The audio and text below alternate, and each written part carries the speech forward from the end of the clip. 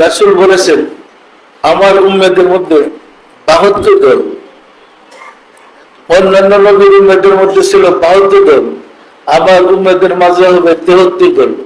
একদল বেহেশতি, 72 দল জাহান্নামী। সম্মানিত আশিক রাসূলের মহব্বতের সাথে তরিকার আমলগুলো করেন।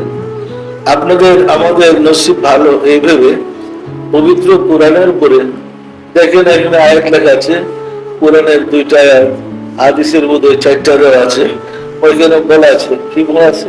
আল কোরআন আল্লাহ অতি শীঘ্রই তোমাদেরকে তার আকাশের পূর্ণিমার চাঁদে এবং তোমাদের কালবের সপ্তম স্তর ধ্বংসের মোকাবেলা করে। ফলে মানুষের কাছে প্রমাণিত হবে তিনি যে আল্লাহ, নিশ্চয়ই এটা সত্য। সূরা আমিন সিজদা আয়াত 53। অন্য আয়াতে আছে, হে রাসূল সাল্লাল্লাহু আলাইহি ওয়াসাল্লাম, আপনি মানব জাতিকে বলে দিন